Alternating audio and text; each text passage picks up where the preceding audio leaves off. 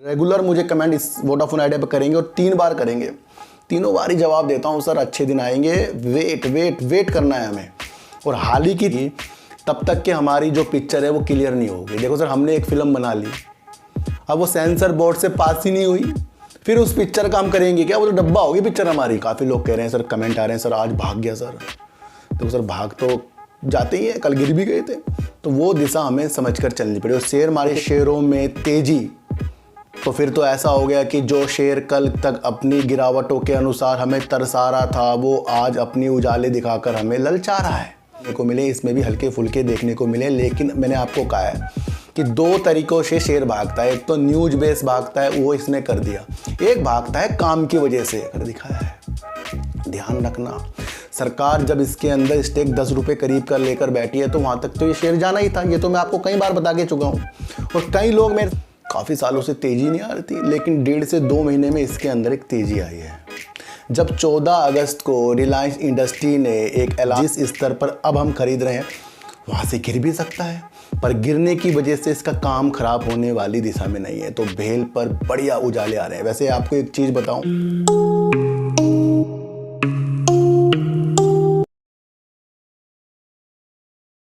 नमस्कार, मैं स्वागत करता हूं आपका अपने ही चैनल पर जिसका नाम है सार्थक बाजार से। आज बात करेंगे आलोक इंडस्ट्री, वोडाफोन आइडिया, बात करेंगे नेटवर्क 18 की, और बात करेंगे सर कि क्या अडानी के ऊपर OCCRP की जो रिपोर्ट आई थी अब उसने किसको निशाना बनाया है सर। तो उस बारे में भी आज हम एक चर्चा करेंगे। इन चर्चाओं से पहले मैं आपको एक चीज़ बता दूं कि आज जिस तरीके से भेल ने एक बड़ा उछाल मारा और सबकी नज़र फिर से भेल के ऊपर गई है, क्या विशेष तौर पर भेल की रणनीति हमारे अंदर 97 या उससे पहले से भी बनी हुई है? क्या वो आज का समय, उस समय हमें लग रहा था कि यहाँ तक हम आ जाएंगे? नहीं लग रहा था। क्यों नहीं लग रहा था? क्योंकि उस वक्त हमें लग रहा था कि शेयर नीचे की तरफ जा रहा है और हमारा लॉस आ रहा है, पर हमने उसके काम को नहीं समझा। और जिस तरीके से फिर उसका रिजल्ट आया, फिर रिजल्ट के बाद और लोगों की धुंधली हो गई प्रॉफिट वाली चीज़ें और उन्होंने इसके अंदर से एग्ज़िट किया। पर आज भेल ने वो मुकाम हमें दिखाए हैं। हमें लगता है कि आने वाले दिनों में जो दिशा भेल देख रहा है वो आगे की दिशा से बहुत ही तेज़ी के संकेत के साथ जा रही है। समझने वाली बात, वंदे भारत से नाम जुड़ना, टीड़ागढ़ के साथ वंदे भारत की चीज़ों को निर्माण करना, फिर NTPC के लिए काम करना, ये हर एक चीज़ के लिए भेल अपनी मौजूदगी हमारे अंदर प्रति बनाता जा रहा है। पिछले 1.5 से 2 महीने भेल पर अच्छे मेरे वीडियो बनाने के नतीजे के साथ आए हैं। और इससे पहले जिस तरीके से इसने पटेल इंजीनियरिंग के लिए भी एक ऑर्डर जीता है, तो वो एक विशेषताओं की तरफ दूसरों की कमियों को पूरा करके उसके काम की अवधि को और अच्छा करने का ठेका, जिम्मा भेल ने ले लिया। अब लोग सोचेंगे सर अभी से यहाँ पर ख़रीदें, और फिर ख़रीदेंगे, फिर नीचे गिरेगा, फिर आप अपना मन जो है वो टूटते हुए इसके अंदर आप देखोगे। लेकिन जब हमारी प्रतीक्षा शेयर की तेज़ी के संकेतों के साथ होती है तो फिर ये भी समझना चाहिए कि जिस स्तर पर अब हम खरीद रहे हैं वहाँ से गिर भी सकता है, पर गिरने की वजह से इसका काम खराब होने वाली दिशा में नहीं है। तो भेल पर बढ़िया उजाले आ रहे हैं। वैसे आपको एक चीज़ बताऊं कि जिस तरीके से छोटे बड़े सारे शेयरों में आज रंगीनता है, कई शेयर जो मेरे लॉस में चल रहे थे प्रॉफिट की तरफ आए हैं। जब मुझे ऐसी स्थिति बाजार की लगती है कि सारे के सारे शेयरों में तेज़ी, तो फिर तो ऐसा हो गया कि जो शेयर कल तक अपनी गिरावटों के अनुसार हमें तरसा रहा था वो आज अपनी उजाले दिखाकर हमें ललचा रहा है। तो ऐसा तो नहीं हो सकता कि किसी शेयर में कुछ बेकार न्यूज आई हो या बेकार वो काम कर रहा हो और आज वो भागते हुए मैं दिखाई दे रहा हो और सारे शेयर भाग रहे हो। जब सारे शेयर भागते हैं बड़ा डर लग जाता है। मुझे तो बड़ा डर लगता है इन चीज़ों से। फिर मैं अपने प्रॉफिट की तरफ देखना शुरू कर देता हूँ। जब सारे शेयर भाग रहे हैं भाई, कुछ तो ऐसा होगा ना कि हर एक की गाड़ी सही नहीं हो सकती, सबकी गाड़ी सही है। तो वहाँ समझने वाले इशारे आते हैं, ये आपको समझकर चलना पड़ेगा। अडानी के ऊपर एक रिपोर्ट जो कल निकल कर आई उसने हमें थोड़ा सा विफलताओं की तरफ, अडानी की तरफ देखने के लिए मजबूर किया, लेकिन वो चीज़ें आज आपको शेयर मार्केट पर होते हुए नहीं दिखाई दी। और गिरावट के बाद रंगीनता जिस तरीके से शेयर मार्केट में अभी तक आ रही है, अभी मैं आपके लिए वीडियो बना रहा हूँ, इस टाइम 2:30 बज रहे हैं, तो अभी तक जो चीज़ें आ रही हैं तो वो तो ऐसे दर्शा रहे हैं कि भाई इस रिपोर्ट का कुछ भी फ़र्क नहीं पड़ा। लेकिन OCCRP जो है यहाँ नहीं मान रहा है, उसने ना घेर लिया। उसने वेदांता को भी घेर लिया और वेदांता पे भी इल्ज़ाम लगा दिए। उसने ना थोड़ा सा हमारे देश के प्रधानमंत्री से वेदांता की चीज़ों को जोड़ा और कहीं ना कहीं कुछ चीज़ों के साथ उसने वेदांता पे भी आरोप लगाए। ये रुक नहीं रहा है मामला। और उधर से विपक्ष कांग्रेस जो है अडानी को घेरते हुए नज़र आ रहे हैं और कहीं ना कहीं ये थोड़ा सा मामला तूल पकड़ता हुआ जाएगा। मैं आपको बता दूं, आज की तेज़ी आने का मकसद ये नहीं, क्योंकि कल काफ़ी शेयर गिर गए थे और आज ये शेयर जो भाग रहे हैं, अभी तक जो भाग रहे हैं, अभी मार्केट बंद नहीं हुई है, तो यहाँ तो डर ही लग रहा है सर। क्योंकि मैंने एक चीज़ देखी है कि जब तक के सेबी से कुछ चीज़ नहीं निकल कर आएगी तब तक के हमारी जो पिक्चर है वो क्लियर नहीं होगी। देखो सर, हमने एक फ़िल्म बना ली, अब वो सेंसर बोर्ड से पास ही नहीं हुई, फिर उस पिक्चर का हम करेंगे क्या? वो तो डब्बा होगी पिक्चर हमारी। तो रिलीज़ होने से पहले हम सोचें हम सुपर हिट हो जाएंगे, वो बिल्कुल भी लाजमी सही नहीं है। इसलिए सेबी भी आना बहुत ज़रूरी है। ये मामला तूल पकड़ता जा रहा है। देखो सर, हिडनबर्ग ने अडानी के ऊपर किया और उसके ऊपर सेबी जांच कर रहा है, ध्यान से समझना। फिर OCCRP जिस तरीके से अपनी रिपोर्ट ला के आया है वो एक ऐसी दिशा दिखा रहा है कि अडानी जी ने कहा ऐसा कुछ भी नहीं हुआ है। लेकिन अगर अडानी जी ने कहा कि हिडनबर्ग ने भी कुछ नहीं करा, OCCRP ने भी कुछ नहीं किया है, तो फिर ये मसले से शेयरों में गिरावट तो हमारे सामने आई निकल कर आया है। OCCRP में भले हम उसकी चीज़ों को सही नहीं मानते हों, कहीं वो भारत को निशाने पर रख रहा है, भारत से लगता है वो खफाई सही है इसलिए वो ऐसी चीज़ें ला रहा है, लेकिन कल उसने हृदय तोड़े थे और आज उसने वेदांता के ऊपर अपनी दृष्टि करी है। देखो सर, इन चीज़ों से ना भारत में कुछ नहीं फ़र्क पड़ रहा, लेकिन जो FIs होते हैं, बाहर के निवेशक होते हैं, वो थोड़ा सा ना फिर सोचते हैं उस बारे में। तो अभी कुछ भी एक्शन शेयर ग्रुप से एग्जिट करने का या लेने का या एवरेज करने का, जब तक कि सेबी की चीज़ें नहीं आएंगी। काफ़ी लोग कह रहे हैं सर, कमेंट आ रहे हैं सर आज भाग गया सर। देखो सर, भाग तो जाते ही है, कल गिर भी गए थे, तो वो दिशा हमें समझकर चलनी पड़ी। और शेयर मार्केट को देखने के नतीजे बदल दो। मैं आपको इतनी सी एक बात बता रहा हूँ, आलोक इंडस्ट्री में काफ़ी सालों से तेज़ी नहीं आ रही थी, लेकिन 1.5 से 2 महीने में इसके अंदर एक तेज़ी आई है। जब 14 अगस्त को रिलायंस इंडस्ट्री ने एक ऐलान किया कि वो अपनी सहायक कंपनियों को वित्तीय पोषित अच्छा करने के लिए 14,200 करोड़ रुपए का इस तरीके से निवेश कर सकते हैं, तो ये चीज़ें कल एक न्यूज़ के द्वारा आई, उसके अंदर से 7,000 करोड़ रुपए आलोक इंडस्ट्री पे निवेश करना उसकी स्थिति को अच्छा करने के लिए माना जाएगा। आपको पता है कि इसका नेतृत्व जो है मुकेश अंबानी जी यानी रिलायंस इंडस्ट्री करता है। 26% जो इसका निर्यात होता है वो विदेशों में होता है, अमेरिका, दक्षिण अमेरिका, यूरोप हो गया, और 90 ऐसे देशों में ये निर्यात करता है। यानी कि निर्यात के मामले में आलोक इंडस्ट्री बहुत बेस्ट है। टेक्सटाइल से संबंधित ये शेयर और काफ़ी रणनीतियों के बाद आपको देखने को मिला इसने अच्छी छलांग कर मारी है।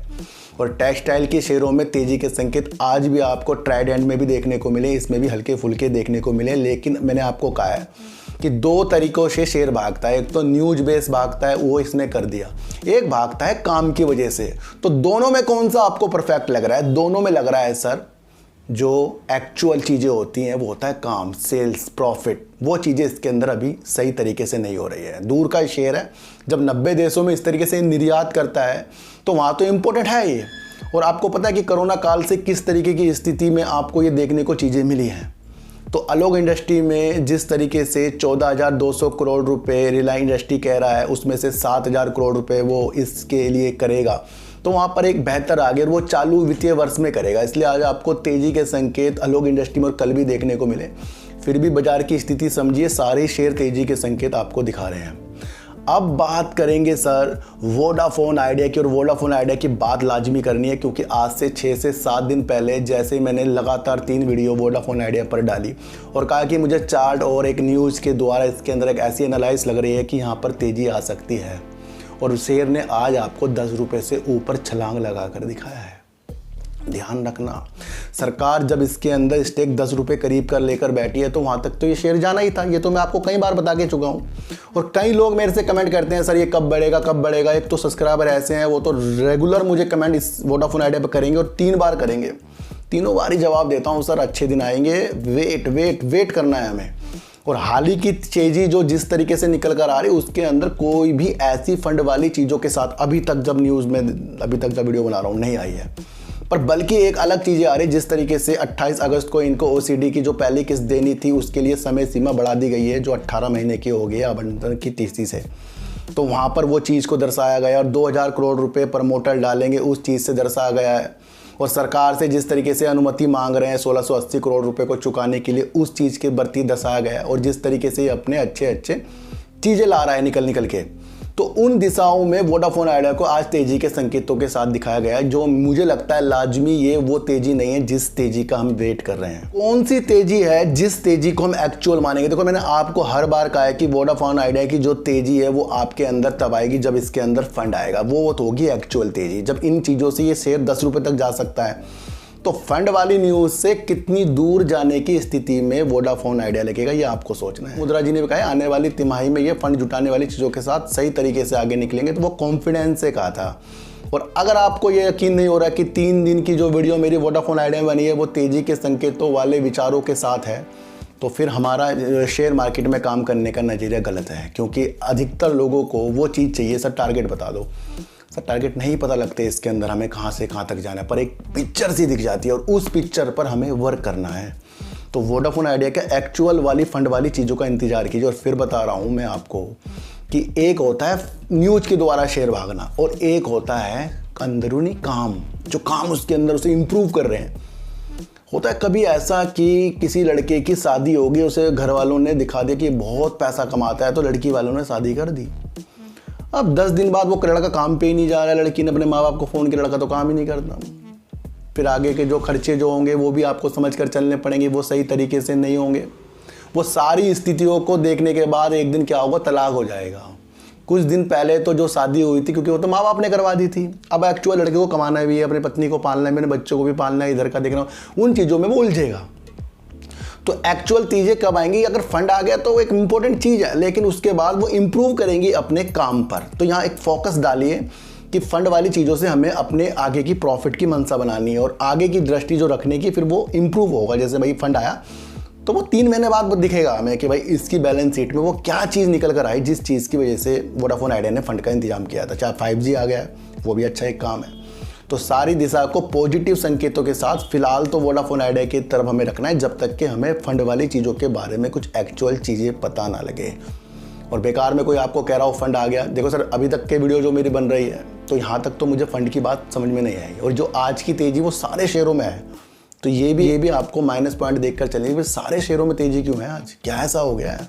क्योंकि एक दिन पहले जिससे OCCRP ने अडानी पे ये हमला किया है, फिर आज वेदांता पे हमला किया है, और हमारे पास शनिवार और संडे है, और इस दौरान दो ना चीज़ कुछ ना कुछ अलग निकल कर आएगी जो हमारे चीज़ों में अलग एक इफेक्ट डाल सकती है सर वो इफेक्ट। तो ऐसा नहीं होता कि हर एक शेयरों में तेज़ी आएगी सर, फिर तो सब कोई पैसा ही ला के डालता रहेगा और वो पैसा कमाता रहेगा। यहाँ रणनीति को मज़ा तब आता है कि एक शेयर भाग रहा हो, 2 शेयर गिर रहे हो, या 10 शेयर भाग रहे हो, 5 शेयर गिर रहे हो। ऐसा कभी नहीं होता कि 100 शेयरों में से 10 गिर रहे हो, 90 भागे जा रहे हैं जी। तो ये एक रणनीति आपको समझनी है और आगे की चालों को भी आपको समझना है कि यहाँ पर किस तरीके से शेयर हमारे हाथ से निकले जाते हैं। जैसे भेल आपके हाथों से निकला, आपको रिजल्ट बेकार लगा, आप निकल लिए। तो आपको समझना है कि क्या एक ऐसी रणनीति है जो हमें आगे तक ले जाती है। देखो सर मैंने आपको एक रणनीति बनाई है, क्योंकि हम शेयरों से नहीं जीत सकते, ये तो मुझे पता है। उसके लिए एक रणनीति है कि हमारे पास 2 डीमैट अकाउंट होने चाहिए। उसके लिए लिंक डिस्क्रिप्शन में है एंजल 1 का। बात समझने वाली है कि एक पे क्वांटिटी हमारी अगर 500 है तो उसे हम थोड़ा सा प्रॉफिट आने के बाद टेंशन में आती है हमें पर। और वो व्यक्ति जो सिर्फ एक अकाउंट रखता हो, फिर वो अलग ही होते हैं जी, हमारे तरह नहीं होते, वो तो बहुत मजबूत होते हैं। दूसरे अकाउंट में ये हो सकता है कि जहाँ हमने 500 क्वांटिटी ली, वहाँ पर हमने 100 लेके छोड़ी है, और वो लंबे समय के लिए छोड़ी है, क्योंकि हमें बाद में पछतावा भी ना हो कि भाई हमने पहले भेज दिए, क्योंकि हमारे पास 100 पड़े हैं। तो उस अकाउंट में वो शेयर रखिए जो आपको बहुत अच्छे लगते हो। जैसे आप सुजलोन आपको अच्छा लग रहा है, वोडाफोन आइडिया अच्छा लग रहा है, भेल अच्छा लग रहा है, तो एक ऐसा भी कि जहाँ हमें एक कमाई का मौका भी दे, और एक ऐसा भी जो आगे जाकर और कमा के भी दे। देखो सर शेयर मार्केट काफ़ी फोकस में आ रहा, काफ़ी डीमैट अकाउंट खुल रहे हैं, और सबकी मंशा ये है कि कहीं ना कहीं से वो पैसा निकालें डेली का। तभी तो ऑप्शन और इंट्राडे होते हैं। इंट्राडे की वजह से काफ़ी शेयर हमारी तेज़ी के संकेत दिखा देते हैं, लेकिन अगले दिन वो गिरावट में आ जाते हैं। तो यहाँ जो भी नौकरी छोड़ के आएगा वो तो सोचेगा भाई यहाँ से 20, 30, 40, 50 हज़ार निकालने हैं, वो निकालेगा किसी न किसी तरीके से, भले वो वहाँ लॉस बुक करे, लेकिन वहाँ क्या होगा, वहाँ वो प्रॉफिट आती है, उस प्रॉफिट को निकालेगा। उसकी वजह से हमारे शेयर की तेज़ी थम सकती है। तो ये सारी चीज़ें को भी समीकरण आपको समझना है। इसके अंदर ये नहीं सिर्फ इन्वेस्ट ही हो रहा जी, इंट्राडे भी तो होता है इन चीज़ों में, तो वो भी एक उछाल ला देता है चीज़ों में। तो यहाँ जितने भी लोग आ रहे हैं सोच रहे हैं शॉर्ट टर्म में कैसा पैसा कमाया जाए, क्योंकि वो ऐसी ऐसी वीडियो देख लेते हैं। भाई दूसरा काम जो हमारा है वो गलत है। एक चीज़ मैं आपको और बताऊंगा सर, मेरा एक दूसरा चैनल है डीप सर्च 6, उसके अंदर आज मैं व्लॉगिंग की वीडियो डाल रहा हूँ जहाँ जहाँ मैं जाता हूँ अब, और जो जो मेरे काम है। अभी फ़िलहाल मैं देहरादून में हूँ, तो यहाँ पर जो भी चीज़ें हो रही है मैं उसके अंदर डाल रहा हूँ सर। उसको आपको अलग तरीके से एक मोटिवेशनल वीडियो बना रहा हूँ, चाहे वो शेयर के बारे में हो, चाहे वो किसी और काम के बारे में हो। तो उस चैनल को भी आप देख लीजिए, मेरी प्रोफाइल के लिंक है उसमें, डीपी में लिंक है उसका। और अगर आपको वो चैनल का नाम पता करना है, उसका नाम है डीप सर्च 6, उसके अंदर भी वीडियो आती रहती है। तो जैसे मेरी बहन की अभी जॉब लग रही थी, उसने जॉब नहीं की, उसने निर्णय लिया कि वो अपना बुटीक खोलेगी, और उसने बहुत अच्छे कोर्स कर रखे हैं नोएडा से, तो वहाँ भी उसने अवार्ड जीते हैं। तो उसने अपना एक बुटीक खोला, और वो 1 साल में ही आज वो 5 से 6 लोगों को रोज़गार दे रही है। तो काम करने के तरीके भी आपको उस वीडियो में आके समझ में आएंगे, हम किस तरीके से पैसा कमा सकते हैं। तो वो वीडियो मैंने आज अपलोड कर दी है। तो मेरा दूसरा चैनल है डीप सर्च 6 सर, उसे भी आप एक बार देख लेना। उसके अंदर व्लॉग के चैनल मेरे आए करेंगे। एक बात मैं आपको और बता दूं कि नेटवर्क 18 पर हमारा क्यों विषय जा रहा है। अभी हाल ही में नेटवर्क 18 मेरी रडार पर ये 1 से 1.5 महीने पहले आया, और काफ़ी लोगों ने कमेंट जो मेरे से किए थे, मैंने नेटवर्क 18 की उनको ये सुझाया था कि ये शेयर आगे जाकर कमाल कर सकता है। आपको एक चीज़ समझनी चाहिए कि नेटवर्क 18 न्यूज़ चैनल जो होते हैं उसकी चीज़ों के साथ ये आगे बढ़ता है, और करीब जितने भी उपभोक्ता होते हैं उसमें से एक उपभोक्ता इनके चैनल पर आधे घंटे तक इनके चैनल पर रहता है। 4 में से जो भी इंटरनेट की सेवा यूज करता है उसके अंदर एक जो है इनके ऐप में आता है। तो ये एक डिजिटल मीडिया का चैनल है नेटवर्क 18। बात यहीं ख़त्म नहीं होती, बात अब शुरू होगी इसके अंदर। BCCI आपको पता है क्रिकेट बोर्ड है सर, वो आपको पता है कि जो भी वो चीज़ें करता है वो अपनी नीलामी करता है। जैसे वो भी कुछ जैसे क्रिकेट खेला जा रहा है, तो उसके अंदर जिस तरीके से डिजिटल जो प्रसारण होगा उस नीलामी में वायोकॉम 18 ने बाजी जीत ली है। अगले 5 साल तक BCCI के द्वारा वो जो भी चीज़ें होंगी उसको वो डिजिटल मीडिया के प्रसारण के अधिकार को उसने जीत लिया है, जो करीब 5,963 करोड़ रुपए के हैं। अब आपको समझना है सर, आप नेटवर्क 18 के बारे में बता रहे हैं, ये वायोकॉम 18 है। तो अब आपको समझना है कि नेटवर्क 18 और पैरामाउंट ग्लोबल एक ज्वाइंट वेंचर के तहत एक कंपनी है जो इसके अंदर होल्डिंग रखती है, वो है सर वायोकॉम 18। और नेटवर्क 18 कौन नेतृत्व करता है? हमारे रिलायंस इंडस्ट्री, यानी कि हमारे मुकेश अंबानी जी। और जियो सिनेमा आजकल उनका कितना चल रहा है, तो उसने ये अधिकार जीत लिए हैं। क्रिकेट कितना लोगों को देखना एक पसंद है। देखो एक पिक्चर बनी जा रही है यहाँ पर, और इस पिक्चर को आपको समझना है कि अब आगे से BCCI द्वारा जो भी क्रिकेट गेम खेले जाएंगे उसका अधिकार वायोकॉम 18 ने अगले 5 साल के लिए जीत लिया। और किसको धराशायी कर दिया है? डिज्नी 6 करके अभी तक के उनके पास अधिकार थे, अब अधिकार आ गए नेटवर्क 18 के पास। ये कितनी महत्वपूर्ण न्यूज़ नेटवर्क 18 के लिए आ रही है। अब ये विषय आपको होल्ड करने वाला शेयर बन रहा है नेटवर्क 18, क्योंकि जिस तरीके से इंटरनेट की सुविधा ज़्यादा होती जा रही है, अब लोग क्रिकेट अपने मोबाइल पर कितना देखते हैं। ये दिशा आपको तब देख लेनी चाहिए जब इसने डिज्नी को हटाकर ये अधिकार जीते हैं, नीलामी में अपने प्रतिस्पर्धा को हटा दिया है, और जीता वायोकॉम 18 ने है ये चीज़। और अगले 5 साल तक के जो भी चीज़ें होंगी वो नेटवर्क 18 की चीज़ों को सुधार करेगी। तो वो दिशा से आपकी एक चीज़ें बन रही है, और वो है आपका सर नेटवर्क 18। इसलिए इस शेयर के बारे में बताना बहुत ज़रूरी था, क्योंकि इसने ऐसा एक काम कर लिया। वैसे भी ये डिजिटल मीडिया के क्षेत्र में तो बढ़िया बेस्ट काम कर ही रहा है, और अच्छे अच्छे चैनल इसके आते हैं।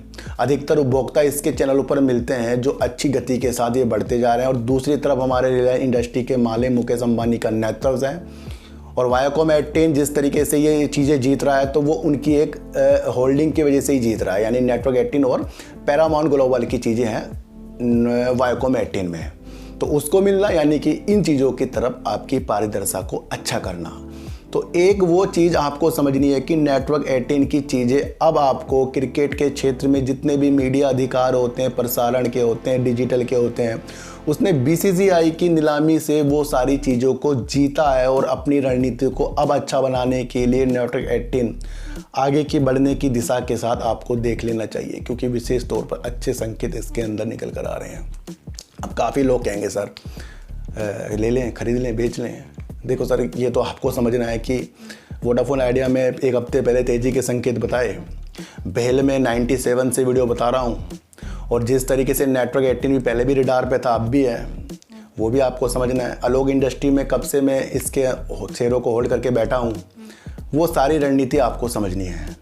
तो यहाँ किसी को भी खरीदने बेचने की तो राय होती नहीं, एक पिक्चर सी दिखाई जा रही है, उस पिक्चर को आपको समझना है कि रिलीज कब होगी है। तो वो सारी रणनीति को आपको शेयर मार्केट में समझकर सर चलना पड़ेगा, तो उसके बिना कुछ भी काम नहीं आएगा सर। अलोक इंडस्ट्री की तेजी का मकसद ये है कि 14 अगस्त को रिलायंस इंडस्ट्री की तरफ से कहा गया था कि 14,200 करोड़ रुपए का वो निवेश अपनी सहायक कंपनी में करेंगे, लेकिन कल एक न्यूज के साथ पता लगा कि 7,000 करोड़ तो उसके अंदर अलोक इंडस्ट्री में ही जाएंगे।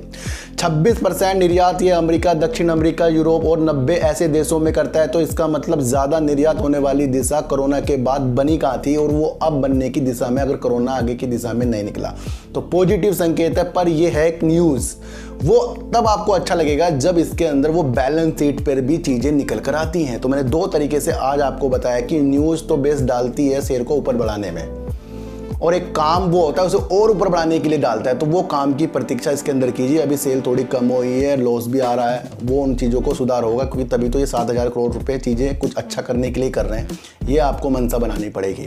नेटवर्क 18 जिस तरीके से डिजिटल मीडिया के क्षेत्र में बहुत अच्छा एक शेयर है और काम भी अच्छा करता है, रिलायंस इंडस्ट्री इसका नेतृत्व करते हैं, लेकिन दोनों एक ज्वाइंट वेंचर के तहत वायकॉम 18 के द्वारा अपने सपनों को और अच्छा करेंगे, क्योंकि उसने BCCI से एक नीलामी जीत ली है जो अगले 5 साल तक के डिजिटल प्रसारण के तहत ये सारे मीडिया अधिकार जीतने वाली चीज़ों के साथ वायकॉम 18 नंबर 1 निकला, और उसने अपने प्रतिद्वंदी को हटाया, यानी कि डिज्नी को, और अपने द्वारा ये चीज़ें की है। तो वह एक अच्छा नेतृत्व हो रहा है हमारे मुकेश अंबानी जी का, और उनका एक चैनल जो आपको पता है जियो सिनेमा कितना ज़्यादा चलता जा रहा है, वो ऐप बहुत ही बेस्ट है, वो आपको समझकर चलना पड़ेगा। तो आगे की दिशा बनाइए, और जब तक कि आप आगे की दिशा नहीं बनाएंगे तो ये भी आपको समझकर चलना पड़ेगा। अडानी के बाद वेदांता फोकस में है, क्योंकि OCCRP वो भी उनको घेरे पर ले रहा है। पर अब ये देखना है कि इस वजह से क्या मार्केट में आगे की स्थिति होती है। और मैंने आपको बताया ये आज की वीडियो है, चलती मार्केट में बनाई जा रही है।